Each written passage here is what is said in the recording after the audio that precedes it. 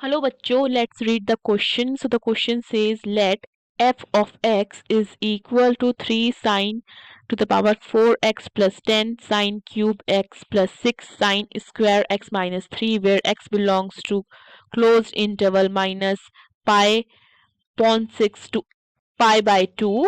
Then f is option A decreasing in interval 0 comma pi by 2, option B increasing in interval minus pi by 6 comma pi by 2, option C decreasing in interval minus pi by 6 comma 0, option D increasing in interval minus pi by 6 to 0.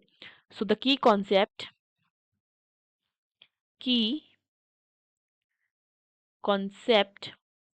of this question is d by dx of sin x is equal to cos x and d by dx of x to the power n is nx to the power n minus 1.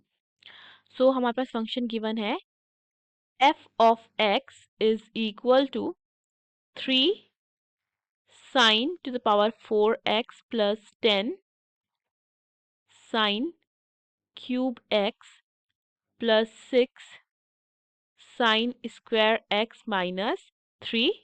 So अगर हम यहाँ से f dash of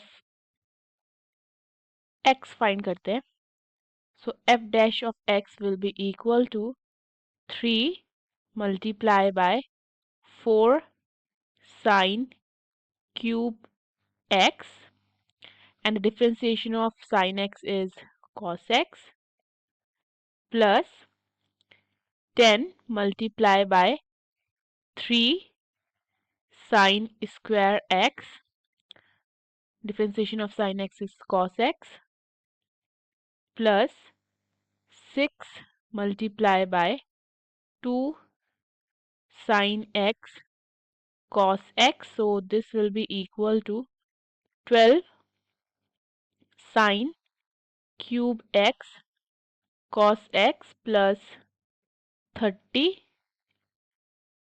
sine square x cos x plus 12 cos x sin x.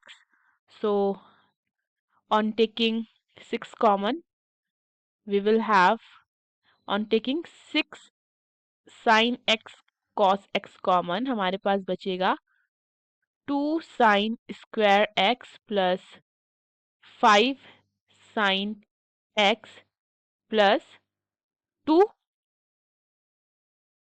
And हम यहाँ पे 6 को क्या लिख सकते हैं, हम 6 को लिख सकते हैं 3 मल्टीप्लाई बाय 2. सो हमारे पास आता है 3 multiply by 2 sine x cos x, bracket में हमारे पास है 2 sine square x plus 5 sine x plus 2, और हम 2 साइन एक्स कॉस एक्स को क्या लिख सकते हैं, sine 2x, so this will be equal to 3 sine 2x multiply by 2 sine square x plus 5 sine x plus 2. So अगर हम bracket के अंदर देखें तो हमें ये क्या दिख रहा है, ये हमें क्वाड्रेटिक इक्वेशन दिख रही है. We can split the middle term, हम 5 साइन एक्स को क्या लिख सकते हैं, 4 sine x sine x. So हमारे पास ये इक्वल होता है 3 sine 2x multiply by 2 sine square x plus 4 sine x plus sine x plus 2. So ये किसके इक्वल होता है, हमारा ये होता है 3 साइन 2x, और ब्रैकेट में हम कॉमन लेते हैं 2 साइन एक्स, यहाँ पे हम लेते हैं 2 साइन एक्स कॉमन, तो ब्रैकेट के अंदर हमारे पास आएगा साइन एक्स प्लस 2, और प्लस 1 कॉमन लेते हैं तो ब्रैकेट के अंदर आएगा sine x plus 2, again sine x common लेंगे हम, तो हमारे पास है यहाँ पे 3 sine 2x, sine x plus 2x common लेते हैं तो ब्रैकेट के अंदर आता है 2 साइन एक्स प्लस 1.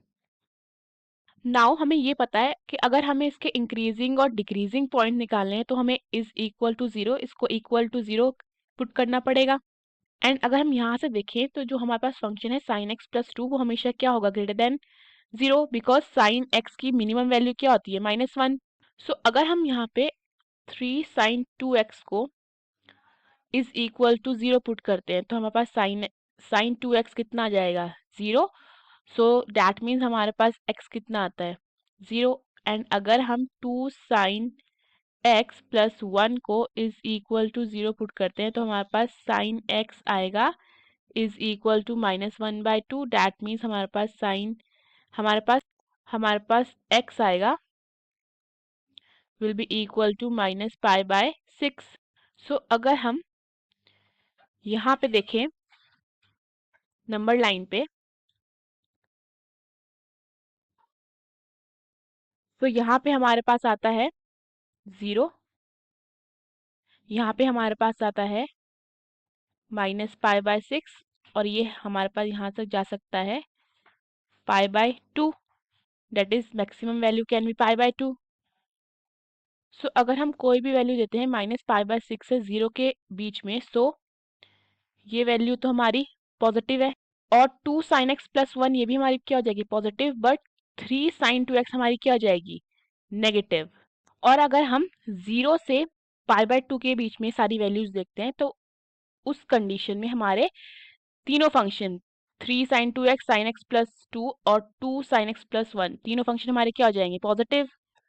सो अगर हम अपना फाइनल आंसर देखें, सो दैट मीन्स हम ये कह सकते हैं कि f of x is decreasing in interval -π/6 to 0. So therefore the